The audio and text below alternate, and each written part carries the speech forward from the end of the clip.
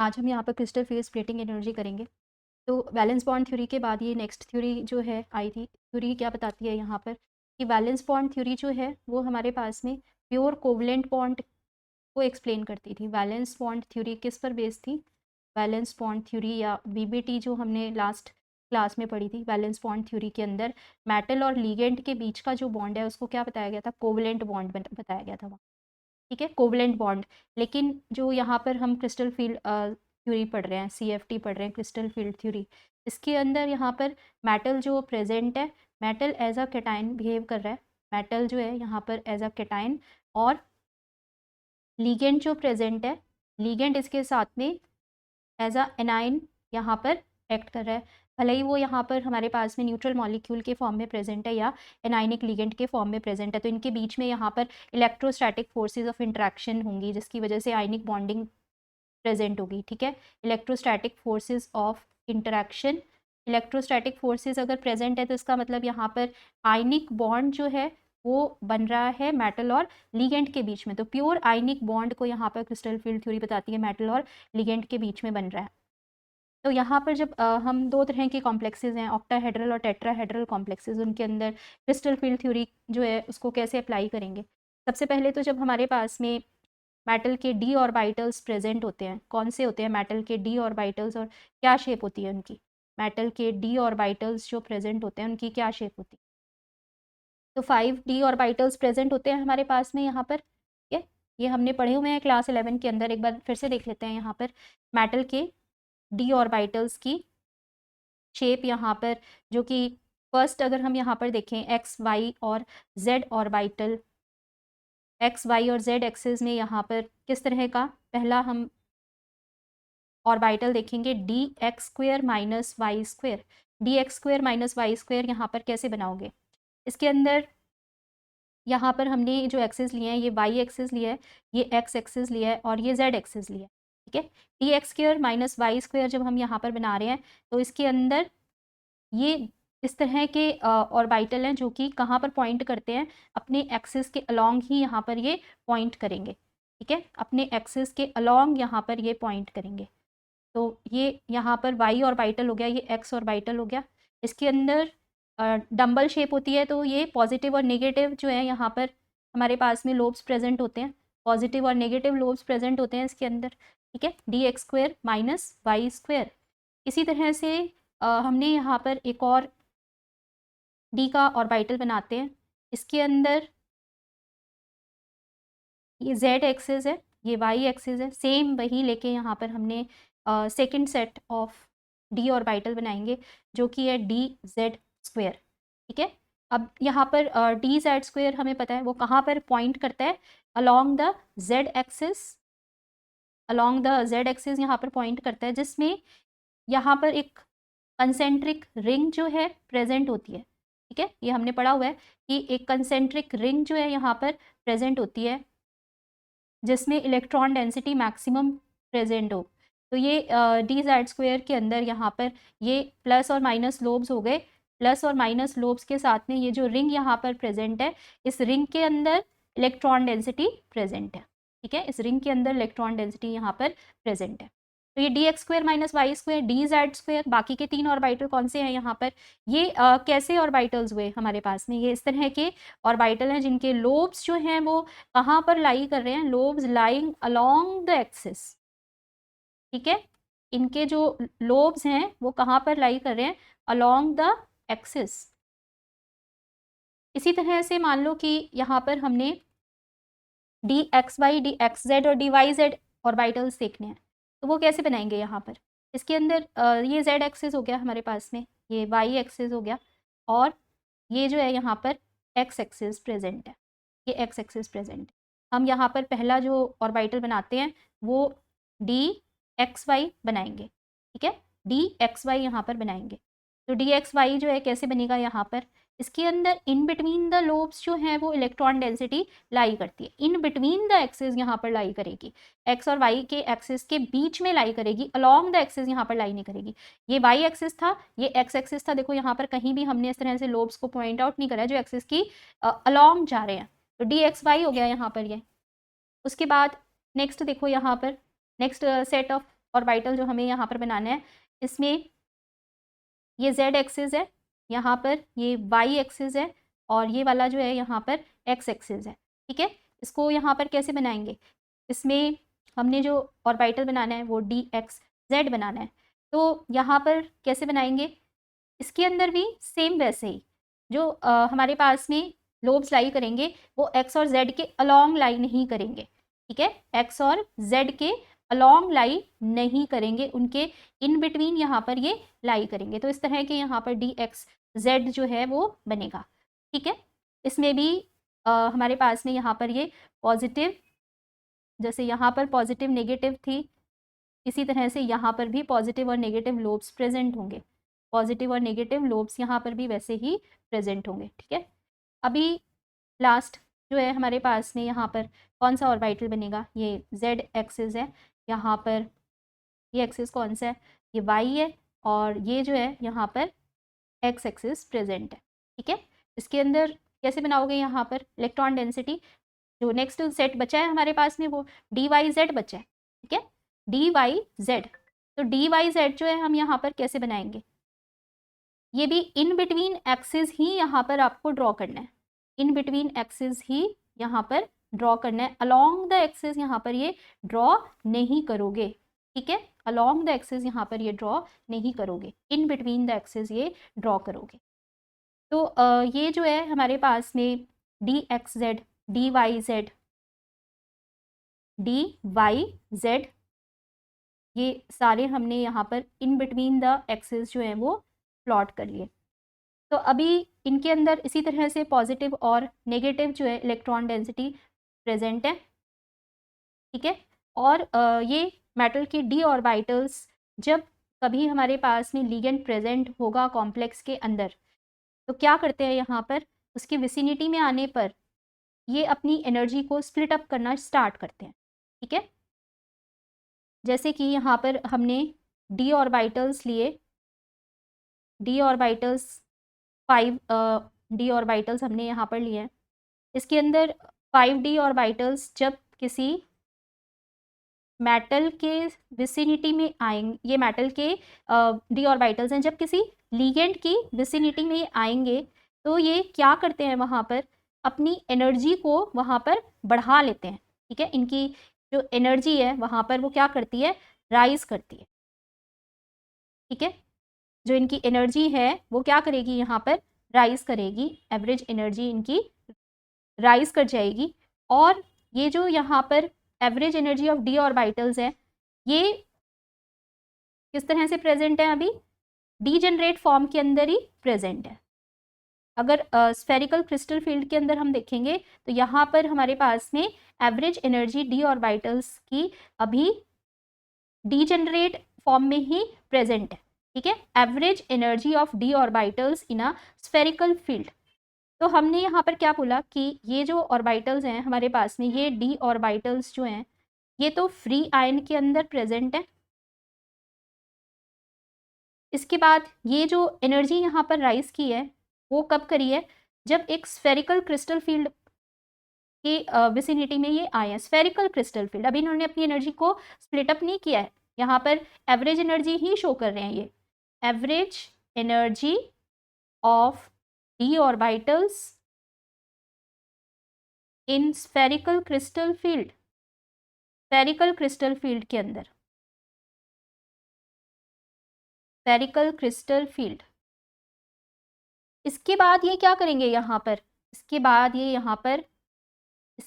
यहाँ पर अपनी एनर्जी को स्प्लिट अप करेंगे। स्प्लिट अप कैसे करेंगे, यहाँ पर दो सेट ऑफ ऑर्बिटल्स में अपनी एनर्जी को स्प्लिट अप करेंगे, जिसमें 3d के ऑर्बिटल्स डीजेनरेट अलग हो जाएंगे और 2 डीजेनरेट ऑर्बिटल्स जो हैं वो अलग हो जाएंगे यहाँ पर। ठीक है, जो यहाँ पर इन्होंने अपनी एनर्जी को स्प्लिट अप किया है दो सेट ऑफ ऑर्बिटल्स के अंदर, तो ये जो यहाँ पर 3 ऑर्बिटल्स देख रहे हो इनको बोलते हैं T2G ऑर्बिटल्स।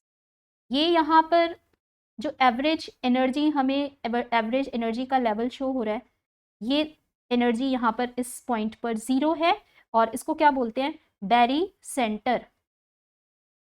बैरी सेंटर, बैरी सेंटर पर एनर्जी जो है वो 0 होगी, बैरी सेंटर पर एनर्जी जो है यहाँ पर डी ऑर्बिटल्स की एनर्जी को हम क्या मानेंगे, यहाँ पर ये 0 है, ठीक है।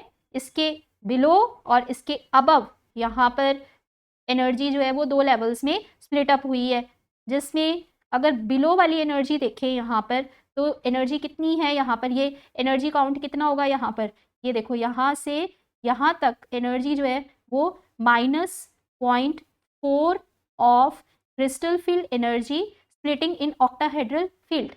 जबकि अगर हम यहाँ पर यहाँ से देखें बेरी सेंटर तक जो ऊपर के लेवल्स हमारे पास में यहाँ पर स्प्लिट अप होने के बाद आए हैं, इसकी एनर्जी यहाँ से देखें तो ये एनर्जी कितनी आ रही है, यहाँ पर 0.6 crystal field energy splitting in case of octahedral field 0.6, ठीक है।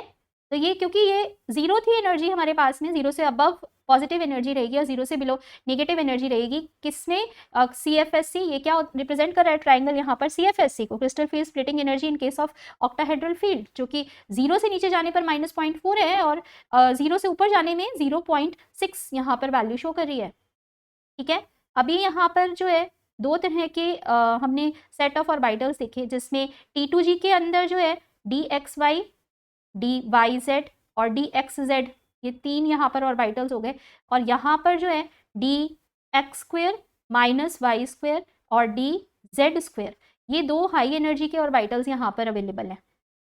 इसको क्या बोलते हैं, ये जैसे हमारे पास में यहाँ पर T2G लेवल बनना है, T2G के 3 ऑर्बिटल्स यहाँ पर है, इसी तरह से यहाँ वाला जो हमारे पास में एनर्जी लेवल है इसको क्या बोलते हैं, EG लेवल, ठीक है।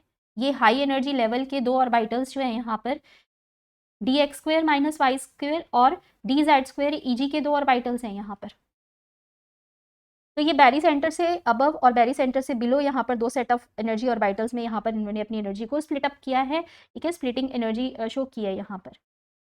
अभी इसके बाद यहाँ पर हमने क्या बोला कि ये जो T2G है इसका फुल फॉर्म क्या है, 3-fold डीजेनरेट ऑर्बिटल्स, ठीक है, 3-fold डीजेनरेट ऑर्बिटल्स। और जो है ये हमारे पास में EG क्या है, यहाँ पर ये हायर एनर्जी EG ऑर्बिटल है, हायर एनर्जी EG ऑर्बिटल, ठीक है। 2-fold डीजेनरेट ऑर्बिटल है, ये 3-fold डीजेनरेट ऑर्बिटल है। अब हमारे पास में यहाँ पर जो इन्होंने एनर्जी की स्प्लिटिंग शो करी है ऑक्टाहेड्रल फील्ड के अंदर, ये हमने इस डायग्राम से देख लिया, और इनके बीच में यहाँ पर डी ऑर्बिटल्स के सेट के बीच में जो एनर्जी का डिफरेंस होगा उसको CFSC बोलेंगे, ठीक है। तो पहली हमारे पास में यहाँ पर जो डेफिनेशन हमने समझनी है वो क्या होगी, CFSC क्या होगी, यहाँ पर क्रिस्टल फील्ड स्प्लिटिंग एनर्जी या crystal field stabilisation energy, difference of energy between 2 sets of d orbitals। कौन से 2 सेट्स ऑफ ऑर्बिटल्स यहाँ पर हम लेंगे इसके अंदर, एक तो ये T2G लेवल और एक EG लेवल, ठीक है। इसको क्या बोला है यहाँ पर, क्रिस्टल फील्ड स्प्लिटिंग एनर्जी या क्रिस्टल फील्ड स्टेबलाइजेशन एनर्जी। इसके बाद यहाँ पर हमने इसको रिप्रेजेंट किससे किया है, ये ट्राइंगल और नॉट यहाँ पर सब्सक्रिप्ट जो O लिया है, ये किसको रिप्रेजेंट करा है, in case of octahedral field जो CFSC की value crystal field splitting energy की वैल्यू होगी, ठीक है। यहाँ पर हमारे पास जो लिगेंड्स प्रेजेंट होते हैं, लिगेंड्स जो हमारे पास में यहाँ पर प्रेजेंट होंगे, उनका ऑर्डर क्या होगा, यहाँ पर किस ऑर्डर में ये अपनी एनर्जी को यहाँ पर स्प्लिट अप करते हैं, ठीक है। तो एक ऑर्डर यहाँ पर देखते हैं, एक्सपेरिमेंटली ऑब्जर्व वैल्यूज़ हैं यहाँ पर लिगेंड्स जो इंक्रीजिंग ऑर्डर ऑफ CFSC की वैल्यू यहाँ शो कर रहे हैं। इसमें iodide, bromide, sulphide, SCN, Cl negative, F negative, OH negative, ठीक है, ऑक्सलेटो, ऑक्सो, तो ये हमारे पास में यहाँ पर ऑक्सो, वाटर, NCS, एमोनिया। अभी यहाँ से अगर देखें तो इथेन 1,2 डाइअमाइन देखो स्ट्रॉन्ग लिगेंड है, NO2 नेगेटिव हमने कल पढ़ा था स्ट्रॉन्ग लिगेंड है, CN नेगेटिव, CO ये सभी वाटर, अगर वाटर के बाद देखें तो यहाँ पर ये सभी स्ट्रॉन्ग लिगेंड्स में आते हैं। बस अमोनिया जो है वो कई जगह एक्सेप्शनल केस शो करता है, अदरवाइज यहाँ पर वाटर के बाद जब हम देखते हैं ज़्यादातर लिगेंड्स जो हैं वो कैसे हैं, यहाँ पर स्ट्रॉन्ग फील्ड लिगेंड्स की तरह बिहेव करते हैं। ठीक है, तो यहाँ हमने इसको किस ऑर्डर में अरेंज किया है, ये हमारे पास में कौन सा ऑर्डर है यहाँ पर, increasing order of CFSC value, increasing order of CFSC value, increasing order of CFSC value. ठीक है, in case of octahedral field when the ligands are arranged in order of increasing order of CFSC value in case of octahedral field, तो ये यहाँ पर क्या कहलाती है, क्या कहलाती है ये, स्पेक्ट्रोकेमिकल सीरीज, स्पेक्ट्रोकेमिकल सीरीज क्या बनी यहाँ पर, स्पेक्ट्रोकेमिकल सीरीज। स्पेक्ट्रोकेमिकल सीरीज के अंदर हमने ये बोला कि arrangement of ligands in the increasing order of their CFSC values in case of octahedral field. ठीक है, यहाँ पर जो अरेंजमेंट है लिगेंड्स का increasing order of CFSC values में अरेंज किया गया है, जिसमें अगर यहाँ पर CFSC की वैल्यू कम है, अगर हमारे पास में यहाँ पर CFSC की वैल्यू जो है वो ऑक्टाहेड्रल फील्ड में कम प्रेजेंट है, ठीक है, कम है CFSC की वैल्यू, तो हम क्या बोलते हैं, स्मॉल वैल्यू वाली CFSC के लिगेंड्स जो हैं वो वीक फील्ड लिगेंड्स कहलाते हैं। अगर crystal field energy in case of octahedral field इसकी वैल्यू यहाँ पर लार्ज वैल्यू होगी तो ये क्या कहलाएगी, यहाँ पर स्ट्रॉन्ग फील्ड लिगेंड यहाँ पर ये कहलाएंगे। ठीक है, ये हमने CFSC की वैल्यू देखी कैसे स्पेक्ट्रोकेमिकल सीरीज से हमें पता चलती किसकी, हमें यहाँ पर वाटर ज़्यादातर हम रखते हैं बीच में, और वाटर से इधर लो फील्ड लिगेंड्स जो हैं, ज़्यादातर लो फील्ड लिगेंड्स काम करते हैं, और इसके बाद ये स्ट्रॉन्ग फील्ड लिगेंड्स है, कार्बोनिल, साइनाइड वगैरह, इथेन 1,2-डाइएमाइन, नाइट्राइटो। ठीक है, अभी हमने यहाँ पर कैलकुलेशन करनी है CFSC की values for different electronic configuration. हम यहाँ पर जो इलेक्ट्रॉनिक कन्फिग्रेशन को फिलअप करेंगे, इनके अंदर यहाँ पर ये 3 लेवल है, ये 2 लेवल है। ठीक है, dxy, dyz, dxz, और यहाँ पर dx² - y² और dz², इनके अंदर इलेक्ट्रॉन्स को फिल करके यहाँ पर CFSC की वैल्यू को कैलकुलेट करेंगे। ठीक है, तो मान लो कि हमने यहाँ पर एक ये देखो, ये हमारे पास में CFSC की वैल्यू कैलकुलेट करते हैं यहाँ पर कुछ, इसमें हमने यहाँ पर फॉर D1 कन्फिग्रेशन देखना है, D1 कन्फिग्रेशन। ठीक है, D1 कन्फिग्रेशन के अंदर जो इलेक्ट्रॉनिक कन्फिग्रेशन होगी वो क्या होगी, यहाँ पर पहला इलेक्ट्रॉन तो हमारे पास में यहाँ पर T2G1 के अंदर ही जाएगा, जिसकी वजह से यहाँ पर जो CFSC की वैल्यू आएगी वो कितनी आएगी, यहाँ पर CFSC की वैल्यू ये एक ही इलेक्ट्रॉन के लिए यहाँ पर जो कि dxy, dyz, dxz यहाँ पर डीजेनरेट ऑर्बिटल्स हैं, इनमें से एक ऑर्बिटल के अंदर जाने पर ये कितनी एनर्जी शो करेगा, -0.4।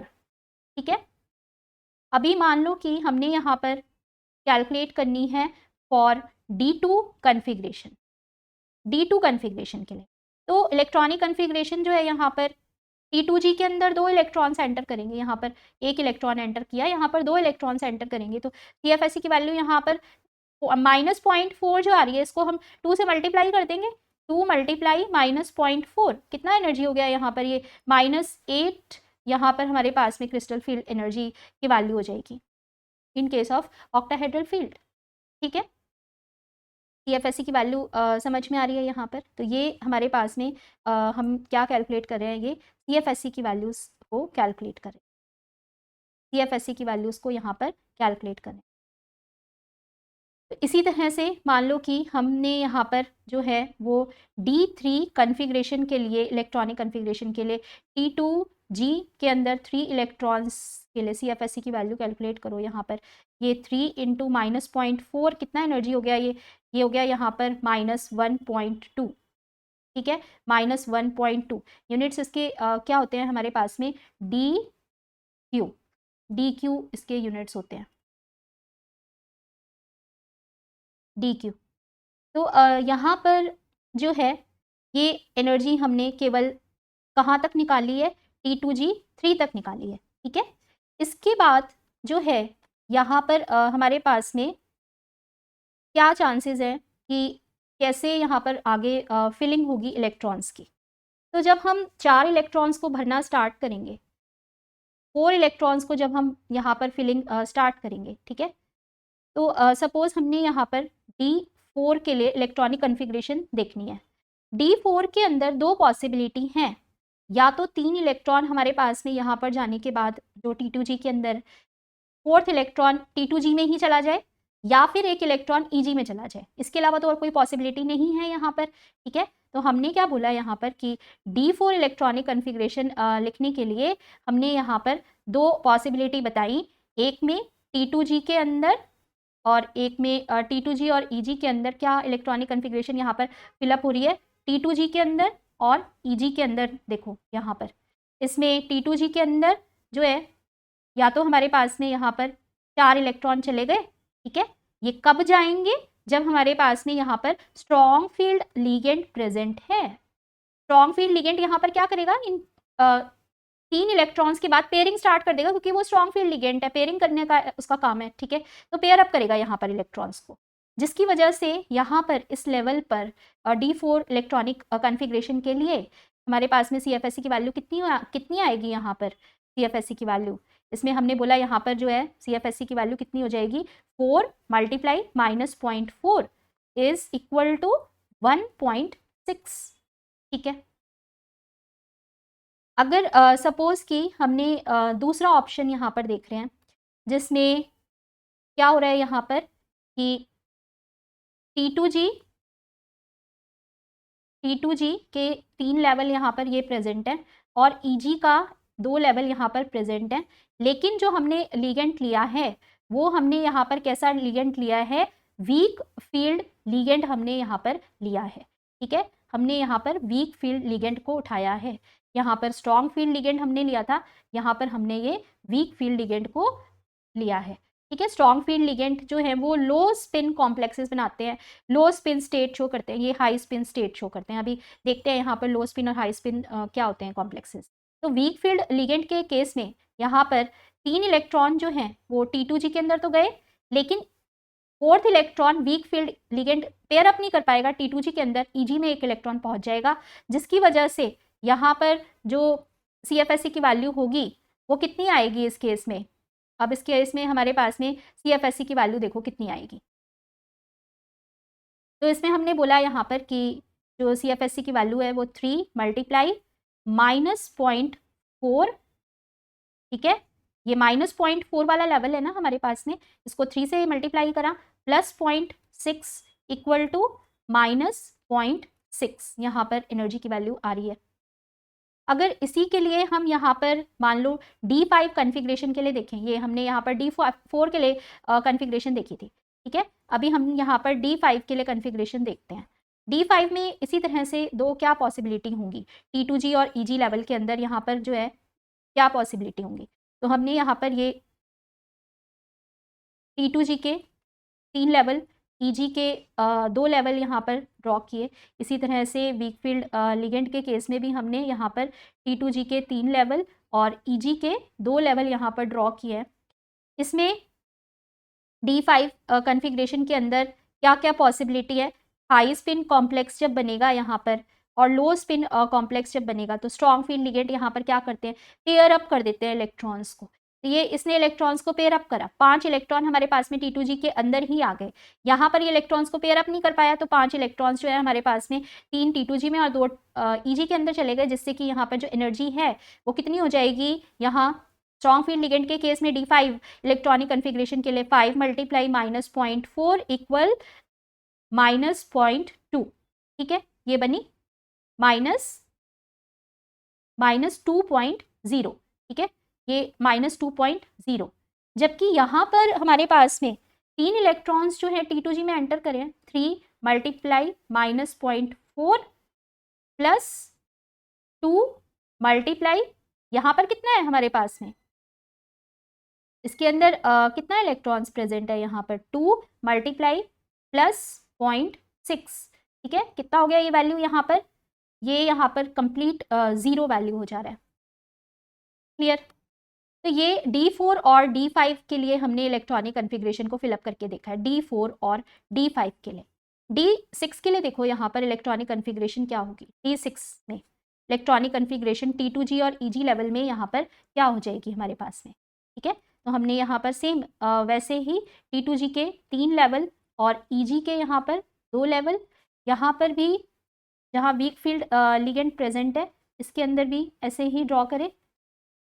अभी यहाँ पर जो एनर्जी है काउंट करने के लिए इलेक्ट्रॉन्स D6 में, तो सारे इलेक्ट्रॉन्स हमारे पास में 4, 5, 6 पेयर अप हो गए T2G के अंदर ही, जबकि यहाँ पर जहाँ वीक फील्ड लिगेंड है वहाँ पर ये 5 इलेक्ट्रॉन के बाद एक 6th इलेक्ट्रॉन यहाँ पर पेयर अप होके आया।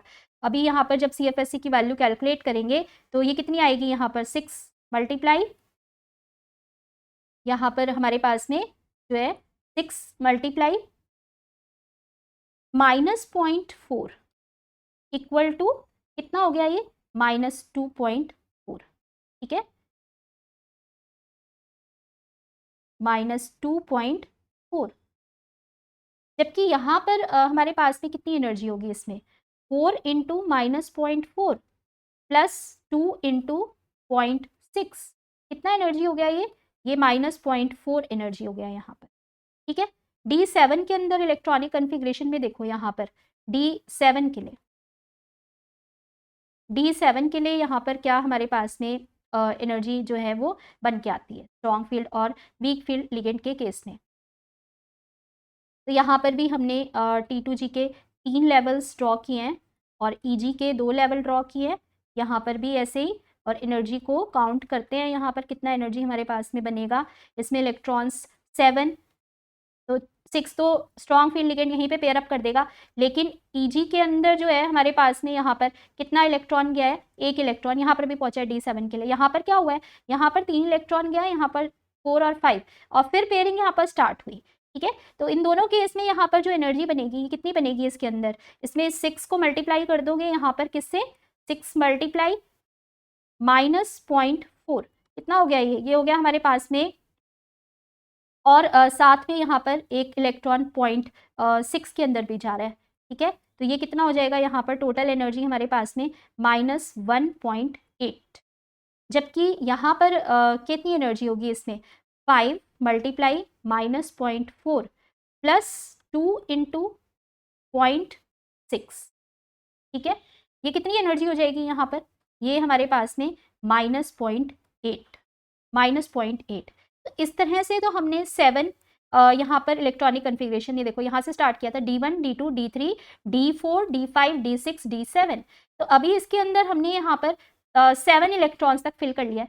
इसके बाद जो इलेक्ट्रॉनिक कन्फिग्रेशन हम फिल करेंगे यहाँ पर D7 के बाद तो क्या पॉसिबिलिटी है यहाँ पर, जैसे कि हमने D1, D2, D3 में देखा था, D1, D2, D3 के अंदर कोई फर्क नहीं पड़ता कि हमारे पास में स्ट्रॉन्ग फील्ड लिगेंड है या वीक फील्ड लिगेंड है, दोनों ही केस में जो एनर्जी है वो सेम आ रही है, ठीक है।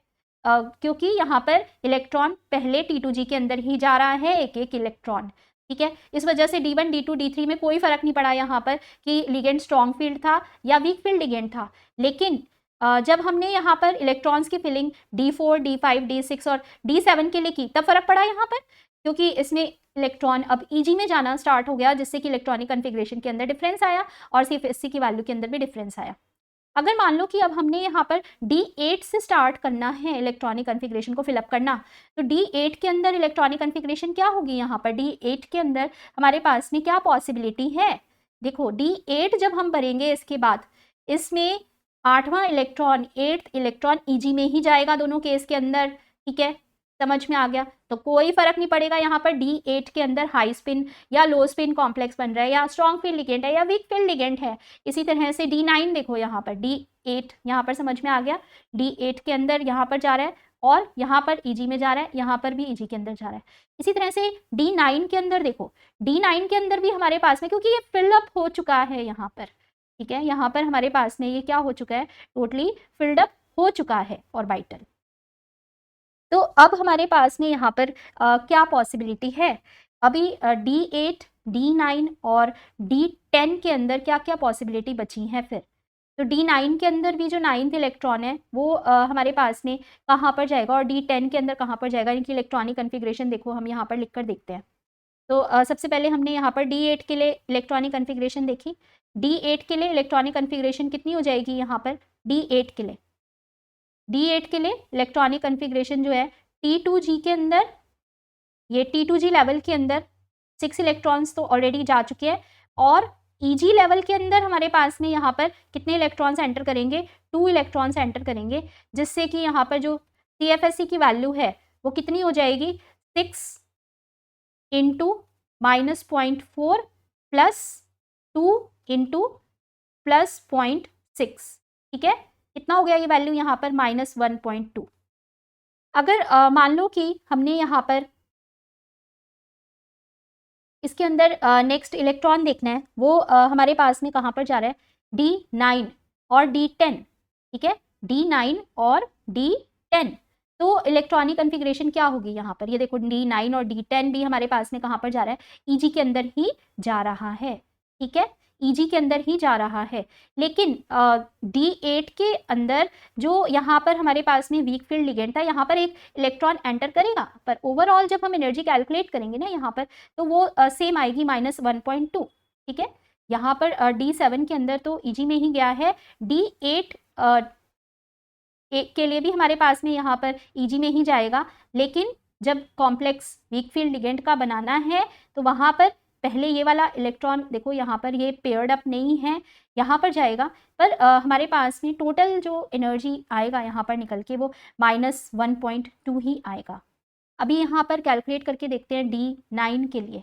D9 के लिए इलेक्ट्रॉनिक कन्फिग्रेशन कितनी है, T2G में हमारे पास में यहाँ पर 6 इलेक्ट्रॉन्स प्रेजेंट है, EG के अंदर कितना प्रेजेंट है यहाँ पर 3 इलेक्ट्रॉन्स, ठीक है, तो कितनी वैल्यू हो गई यहाँ पर 6, ठीक है, ये हमारे पास में यहाँ पर 6 वैल्यू हो गई, तो 6 इंटू -0.4 प्लस 3 इंटू प्लस 0.6, ठीक है, ये कितना आ रहा है यहाँ पर वैल्यू, -0.6। इसी तरह से हमने यहाँ पर D10 के लिए भी कैलकुलेट करेंगे, तो D10 के लिए यहाँ पर इलेक्ट्रॉनिक कन्फिग्रेशन क्या हो जाएगी, T2G के अंदर 6 इलेक्ट्रॉन्स प्रेजेंट है यहाँ पर, ठीक है, और हमारे पास में EG के अंदर कंप्लीट 4 इलेक्ट्रॉन्स हो गए, तो यहाँ पर जो एनर्जी आ रही है वो कितनी आएगी, 6 इंटू -0.4 प्लस 4 इंटू -0.6, ये एनर्जी कितनी आ रही है, 0, ठीक है, एनर्जी कितनी आ रही है, 0। तो ये चीज़ हमें यहाँ पर ध्यान रखनी है। इसके अंदर D8 to D10 हमने यहाँ पर इलेक्ट्रॉन फर्स्ट से फिलिंग स्टार्ट करते हुए ये सारे electrons D4, D5, D6, D7, D8, D9, D10 तक इलेक्ट्रॉनिक कन्फिग्रेशन को फिलअप करा। अभी यहाँ पर हमें कुछ चीज़ें जो है इनकी इलेक्ट्रॉनिक कन्फिग्रेशन फिलअप करने के बाद जो पता चल रही हैं वो क्या पता चल रही हैं। पहला पॉइंट हमने यहाँ पर जो नोटिस किया वो क्या था कि अगर हमारे पास में क्रिस्टल फील्ड एनर्जी जो है वो कम है किससे, पेयरिंग एनर्जी, ठीक है। पेयरिंग एनर्जी क्या होती है, जो इलेक्ट्रॉन्स को पेयर अप करती है, एनर्जी जो रिक्वायर्ड होगी इलेक्ट्रॉन्स को पेयर अप करने के लिए एक सिंगल ऑर्बिटल में, उसको पेयरिंग एनर्जी बोलते हैं। अगर पेयरिंग एनर्जी हमारे पास में ज़्यादा है तो वहाँ पर इलेक्ट्रॉन्स पेयर अप नहीं कर पाएगा, ठीक है, समझ में आ रहा है। वहाँ पर इलेक्ट्रॉन जो है वो क्या नहीं कर पाएगा, इलेक्ट्रॉन पेयर अप नहीं कर पाएगा, और किस तरह के कॉम्प्लेक्सेस बनाएगा वहाँ पर, वो हाई स्पिन कॉम्प्लेक्सेस बनाएगा, यानी कि कौन बनाएंगे, वो वीक फील्ड लिगेंड्स बनाएंगे, ठीक है, वीक फील्ड लिगेंड्स वहां पर ये बनाएंगे। अगर इसका ही यहाँ पर दूसरा ऑब्जर्वेशन देखें तो इसमें यहाँ पर क्रिस्टल फील्ड स्प्लिटिंग एनर्जी अगर ज़्यादा है पेयरिंग एनर्जी से, तो पेयरिंग एनर्जी कम है, इलेक्ट्रॉन्स फटाफट पेयर अप करेंगे यहाँ पर, जिसकी वजह से जो कॉम्प्लेक्स यहाँ पर बन के आएगा वो कॉम्प्लेक्स क्या होगा, यहाँ पर लो स्पिन कॉम्प्लेक्स होगा, ठीक है, लो स्पिन कॉम्प्लेक्स यहाँ पर बनेगा। अगर लो स्पिन कॉम्प्लेक्स यहाँ पर बन रहा है तो हमारे पास में ये स्ट्रॉन्ग फील्ड लिगेंड्स जो हैं वही पेयर अप कर सकते हैं इलेक्ट्रॉन्स को, ठीक है, स्ट्रॉन्ग फील्ड लिगेंड्स ही यहाँ पर क्या कर सकते हैं, इलेक्ट्रॉन्स की पेयरिंग कर सकते हैं। ये यहाँ पर स्ट्रॉन्ग फील्ड लिगेंड्स प्रेजेंट हैं।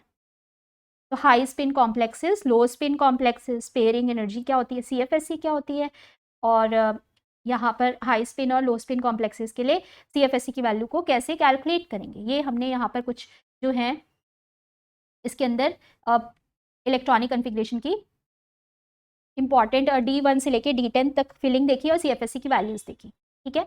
इसके बाद फिर हमारे पास में यहाँ पर जो नेक्स्ट है, ये हमने जो है अभी यहाँ पर क्या देखा है कि इलेक्ट्रॉनिक कन्फिग्रेशन जब हम फिलअप करते हैं तो इलेक्ट्रॉनिक कन्फिग्रेशन को फिलअप करने पर हाई स्पिन और लो स्पिन की स्टेट्स क्या होती हैं और वो कैसे बनती हैं।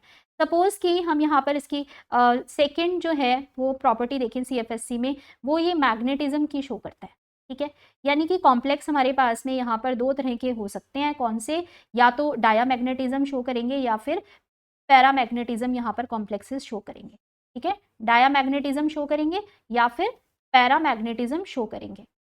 अगर कॉम्प्लेक्स जो है मैग्नेटिक फील्ड में आने के बाद उससे स्लाइटली अट्रैक्टेड होगा तो paramagnetism, diamagnetism is slightly repelled by the magnetic field, ठीक है। अब यहाँ पर नेक्स्ट जो आ रही है प्रॉपर्टी वो क्या है, कलर। कलर बहुत ही इंपॉर्टेंट है, ट्रांजिशन मेटल्स यहाँ पर ये जो है वो कोऑर्डिनेशन कंपाउंड्स बनाते हैं। कोऑर्डिनेशन कंपाउंड्स की सबसे इंपॉर्टेंट प्रॉपर्टी जो होती है वो कलर होती है, ठीक है। वो हमें यहाँ पर CFSC की वैल्यूज से पता चलती है।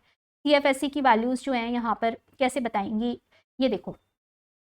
तो इसमें क्या होता है हमारे पास में, कलर जो है ये कॉम्प्लेक्सेस कैसे शो करते हैं, जैसे कि हमने यहाँ पर T2G का एक लेवल देखा था, ठीक है। एनर्जी जो है हमारे पास में T2G से EG के अंदर जाते हुए क्या कर रही है, राइज कर रही है। यहाँ पर ये T2G का लेवल है और ये EG का लेवल है, यहाँ पर एनर्जी जो है वो राइज की है। सपोज कि हमने यहाँ पर एक कॉम्प्लेक्स उठाया, किसका, टाइटेनियम का कॉम्प्लेक्स है, ऑक्टाहेड्रल विद वाटर, ठीक है। वाटर के साथ में ये ऑक्टाहेड्रल कॉम्प्लेक्स है। अगर इसमें टाइटेनियम की ऑक्सीडेशन स्टेट देखोगे तो ये हमारे पास में टाइटेनियम जो है +3 ऑक्सीडेशन स्टेट के अंदर यहाँ पर प्रेजेंट है और +3 ऑक्सीडेशन स्टेट के अंदर टाइटेनियम जो है 3D के अंदर केवल 1 इलेक्ट्रॉन को शो करता है। 3D 1 के लिए जब हमने यहाँ पर इलेक्ट्रॉन की फिलिंग देखी, T2G के अंदर 1 इलेक्ट्रॉन था, ठीक है।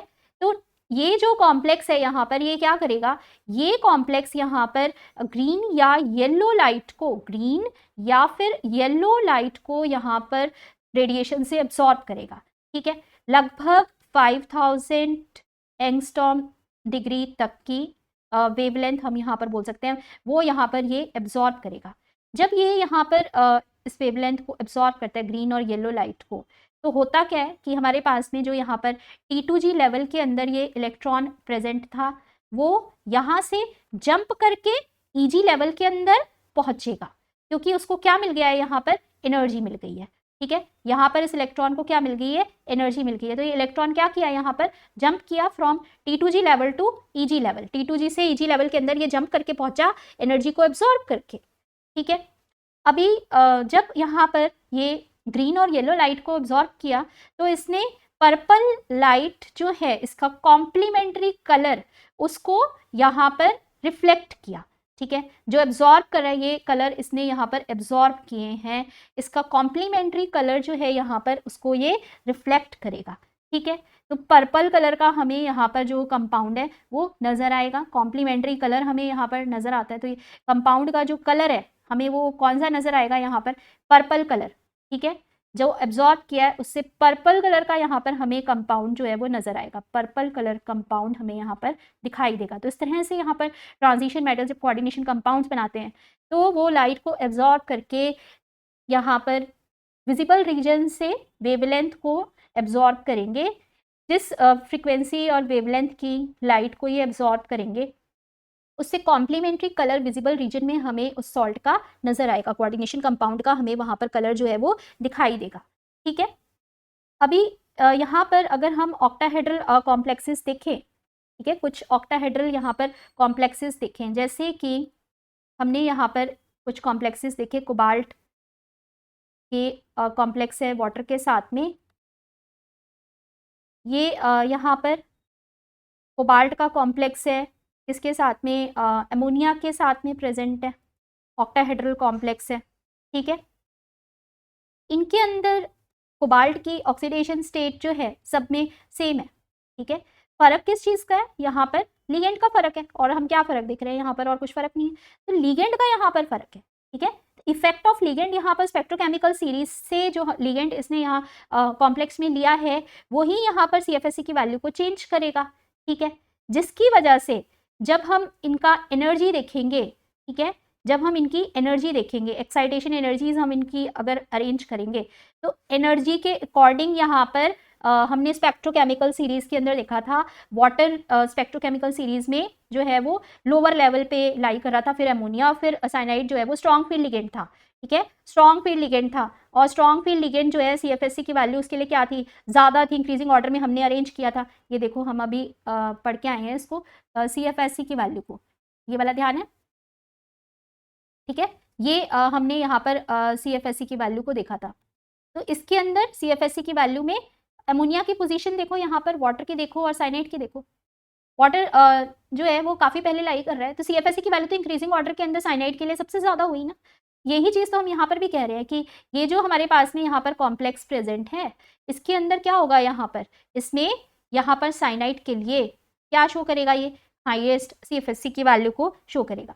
लेकिन इसके साथ साथ हमें यहाँ पर एक चीज़ और क्या पता है कि एनर्जी जो है वो E is equal to h c by lambda होती है। E is equal to h nu, nu is equal to c by lambda, lambda is inversely proportional to energy. तो कॉम्प्लीमेंट्री कलर यहाँ पर जो है हमारे पास में वो इसी वजह से जो एनर्जी इसने एब्जॉर्ब की है यहाँ पर, ठीक है, जो एनर्जी यहाँ पर ये एब्जॉर्ब कर रहा है, अगर वो एनर्जी यहाँ पर हाई एनर्जी एब्जॉर्ब करिए तो वेवलेंथ यहाँ पर क्या होगी, वेवलेंथ कॉम्प्लीमेंट्री कलर की क्या होगी, यहाँ पर मिनिमम होगी। अगर हाई एनर्जी की वेवलेंथ इसने यहाँ पर एब्जॉर्ब की है तो कॉम्प्लीमेंट्री कलर जो यहाँ पर ये रिफ्लेक्ट करेगा उसकी वेवलेंथ क्या होगी, यहाँ पर मिनिमम होगी, ठीक है, क्योंकि इन्वर्सली प्रोपोर्शनल है। कॉम्प्लीमेंट्री कलर हमारा जो ट्रांसमिटेड या रिफ्लेक्टेड कलर होता है जिससे कि हमें कलर नजर आता है कोऑर्डिनेशन कंपाउंड का, तो वो हमें यहाँ पर क्या पता चल रहा है कि वेवलेंथ एब्जॉर्ब्ड जो है वो हमारे पास में इन्वर्सली प्रोपोर्शनल है, किससे, energy of the CFSC value, ठीक है।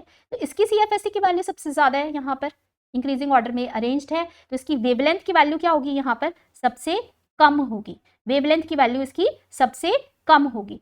इसका मतलब कि हमारे पास में देखो अगर हमने ये बोला कि इस कॉम्प्लेक्स में वाटर के साथ में जो कलर एब्जॉर्ब हो रहा है यहाँ पर, वो कलर एब्जॉर्ब अगर हमारे पास में ऑरेंज हो रहा है, मान लो किसके लिए, वाटर के कॉम्प्लेक्स के लिए, ठीक है, और एमोनिया के कॉम्प्लेक्स के लिए यहाँ पर ब्लू कलर इसने एब्जॉर्ब किया है, साइनाइड के कॉम्प्लेक्स के लिए इसने यहाँ पर वॉयलेट कलर को एब्जॉर्ब किया है, तो ट्रांसमिटेड कलर जो यहाँ पर होगा, जो कलर ये यहाँ पर ट्रांसमिट करेगा, ठीक है, रिफ्लेक्ट करेगा, जो कलर हमें नजर आएगा विजिबल रीजन के अंदर, वो कलर यहाँ पर कैसा होगा, इसका कॉम्प्लीमेंट्री कलर होगा, ये ब्लू कलर होगा। ब्लू का कॉम्प्लीमेंट्री कलर क्या होता है, ब्लू का येलो ऑरेंज और वॉयलेट का येलो, ठीक है, येलो ऑरेंज को हम रेड कलर भी बोलते हैं, तो ब्लू का कॉम्प्लीमेंट्री रेड कलर बोल दो, येलो ऑरेंज बोल दो, और वॉयलेट का जो है यहाँ पर येलो कलर। अभी यहाँ पर हमें ये क्या चीज़ पता चल रही है कि इसके अंदर साइनाइड के कॉम्प्लेक्स के अंदर वॉयलेट कलर एब्जॉर्ब करके येलो कलर इसने क्या करा है, यहाँ पर एमिट किया है, ठीक है, समझ में आ गई ये बात। कॉम्प्लीमेंट्री कलर जो है हमारे को यहाँ पर कैसे नजर आता है, वेवलेंथ एब्जॉर्ब अपोजिट ऑर्डर के अंदर हमें यहाँ पर शो करती है। तो इसी तरह से मान लो हमने कुछ लोअर क्लासेस के अंदर जो आपने क्लास 10 वगैरह के अंदर कुछ कॉन्सेप्ट पढ़े थे, जैसे कि हमने पढ़ा था कि कॉपर सल्फेट का सॉल्ट होता है, हाइड्रेटेड सॉल्ट होता है, इसके अंदर 5 वाटर मॉलिक्यूल्स अटैच्ड होते हैं, ठीक है, ये हम लोग पढ़ के आए हैं, क्लास 10 से पढ़ा, क्लास 9 में पता नहीं आपने पढ़ा है कि नहीं पढ़ा। तो क्लास 10 में तो ये था पूरा, इसका हाइड्रेटेड सॉल्ट जो है ये है, इसके अंदर 5 वाटर मॉलिक्यूल्स जो हैं वो इसके अंदर अटैच्ड हैं, तो ये हाइड्रेटेड सॉल्ट है। हाइड्रेटेड सॉल्ट जो है यहाँ पर वो अपने वाटर ऑफ हाइड्रेटेड मॉलिक्यूल्स जो इसके साथ में 5 वाटर मॉलिक्यूल्स अटैच्ड हैं उसकी वजह से ही यहाँ पर अपना कलर शो करता है, ठीक है, ब्लू कलर यहाँ पर इसी वजह से ये कॉपर सल्फेट के क्रिस्टल्स शो करते हैं। अगर हमने यहाँ पर एनहाइड्रस कॉपर सल्फेट यानी हीट किया, 5 वाटर मॉलिक्यूल्स को पूरा का पूरा यहाँ से हटा के एनहाइड्रस फॉर्म में ले आए, तो क्या होगा, यहाँ पर कॉपर सल्फेट को जब एनहाइड्रस फॉर्म के अंदर लेके आओगे तो एनहाइड्रस फॉर्म में लाने पर क्या होगा, यहाँ पर ये किस में चेंज हो जाएगा, ये वाइट कलर के अंदर चेंज हो जाएगा, जिसका कोई कलर नहीं है यहाँ पर, ठीक है।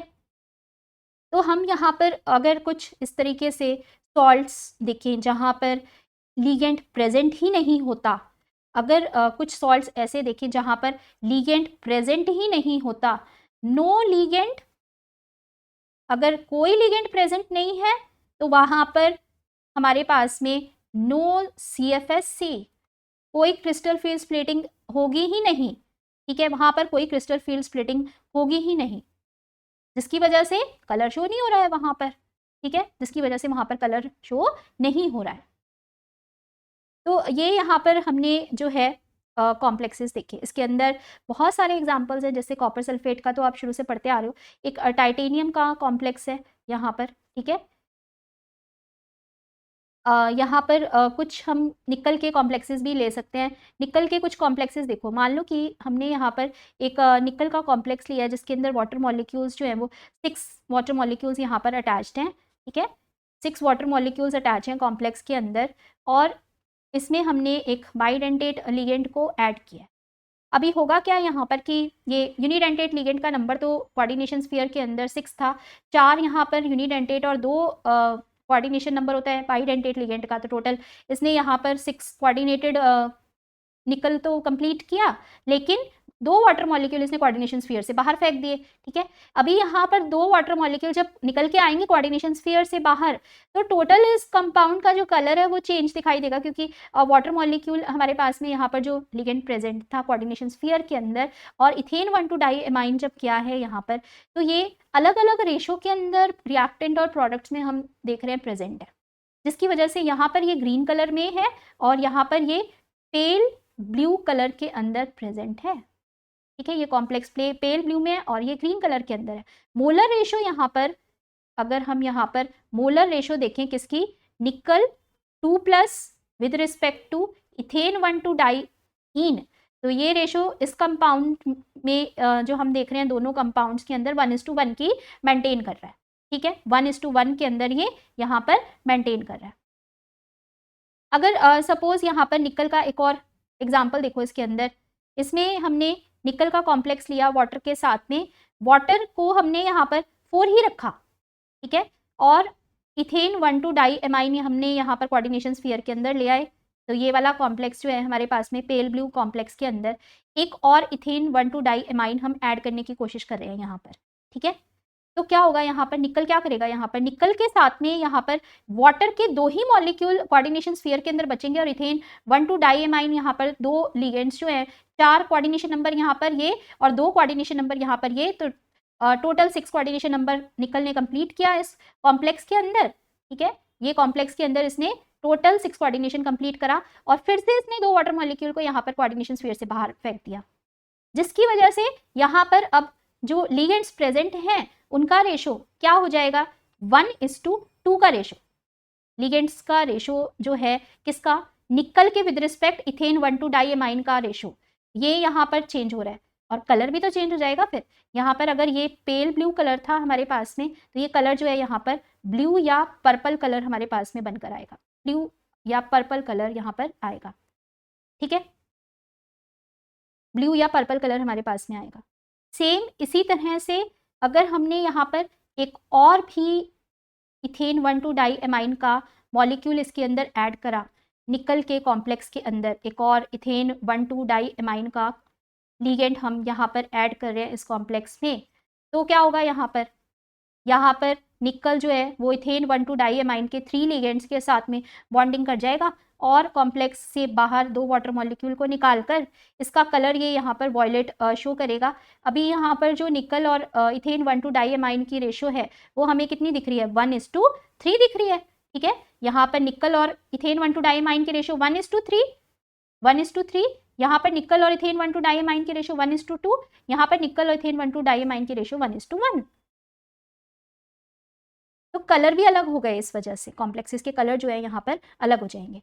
अभी हम यहाँ पर स्क्वायर प्लेनर कॉम्प्लेक्सेस के लिए और साथ में टेट्राहेड्रल कॉम्प्लेक्सेस के लिए, स्क्वायर प्लेनर कॉम्प्लेक्सेस के लिए और टेट्राहेड्रल कॉम्प्लेक्सेस के लिए यहाँ पर कैसे CFSC की वैल्यू को कैलकुलेट करते हैं वो देखते हैं।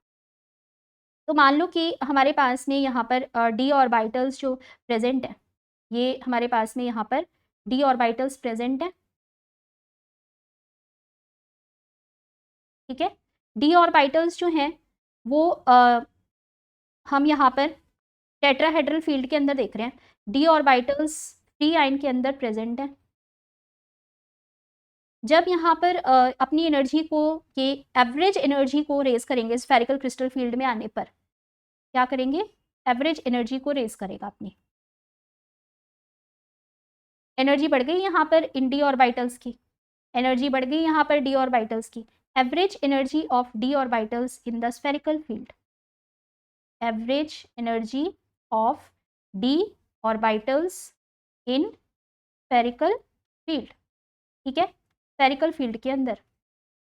और जब यहाँ पर लिगेंड्स की विसिनिटी में ये आएगा तो दो तरह के सेट ऑफ ऑर्बिटल्स में अपनी एनर्जी को स्प्लिट अप करेगा, जैसे कि ऑक्टाहेड्रल में करा था वैसे ही यहाँ पर भी करेगा। लेकिन जो स्प्लिटिंग यहाँ पर ये शो कर रहा है उसमें डिफरेंस क्या है कि यहाँ पर हमारे पास में ईजी वाला जो लेवल है वो नीचे चला गया, T2G वाला लेवल ऊपर चला गया, ठीक है।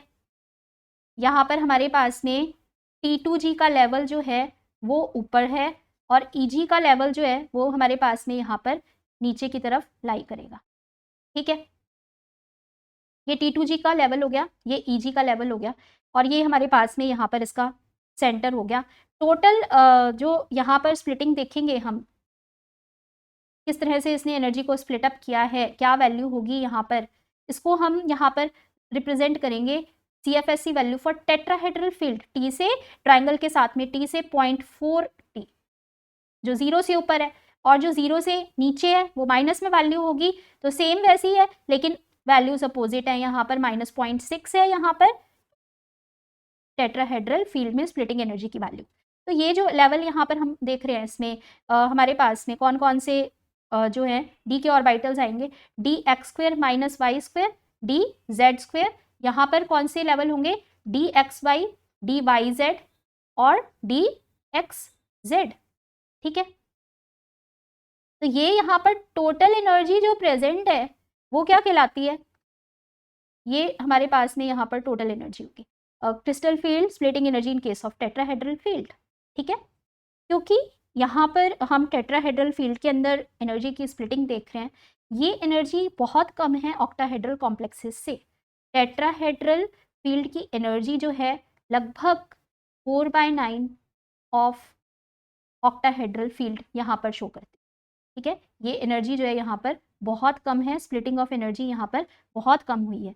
अगर एनर्जी हमारे पास में यहाँ पर बहुत कम हुई है तो इलेक्ट्रॉन्स यहाँ पर पेयर अप नहीं कर पाएंगे। इस केस में केवल हमारे पास में हाई स्पिन कॉम्प्लेक्सेस ही हमें मिलेंगे, ठीक है, हाई स्पिन कॉम्प्लेक्सेस ही हमें यहाँ पर मिलेंगे। तो ये था हमारे पास में यहाँ पर splitting of D orbitals, splitting of D orbitals in case of octahedral field, ठीक है, splitting of D orbitals in case of octahedral field, tetrahedral crystal field. Tetrahedral crystal field में किस तरह से यहाँ पर ये अपनी एनर्जी को स्प्लिट अप करेंगे, ठीक है। और एक हमारे पास में कौन से कॉम्प्लेक्सेस होते हैं, स्क्वायर प्लेनर होते हैं, ठीक है, स्क्वायर प्लेनर होते हैं। स्क्वायर प्लेनर के अंदर हमारे पास में किस तरह से एनर्जी लेवल्स जो हैं वो स्प्लिट अप होते हैं, तो ये भी देख लो यहाँ पर स्क्वायर प्लेनर कॉम्प्लेक्सेस के अंदर। ये टेट्राहेड्रल क्रिस्टल फील्ड के अंदर हमने यहाँ पर देख लिया, ठीक है। तो एक हमारे पास में यहाँ पर कौन सी है, splitting of D orbitals, splitting of D orbitals in square planar crystal field, square planar crystal field. तो स्क्वायर प्लेनर क्रिस्टल फील्ड के अंदर जो स्प्लिटिंग यहाँ पर ये शो करेगा वो कैसे शो करेगा, इसके अंदर सबसे मैं यहाँ पर ही बना दे रही हूँ, बस पूरा नहीं बना रही हूँ। यहाँ पर dxz dyz सबसे लोवेस्ट लेवल पर आएंगे, फिर d का z स्क्वायर आएगा यहाँ पर, dxy और dx² - y², ठीक है। ये यहाँ पर हमारे पास में जो है स्क्वायर प्लेनर के अंदर एनर्जी की स्प्लिटिंग शो करेंगे। स्क्वायर प्लेनर क्रिस्टल फील्ड के अंदर यहाँ पर एनर्जी की स्प्लिटिंग शो करेगा ये, ठीक है। ये ऑर्डर जो है हमारे पास में स्क्वायर प्लेनर के लिए हो गया, एनर्जी की स्प्लिटिंग यहाँ पर ये इंक्रीजिंग ऑर्डर में इस तरह से शो करेगा।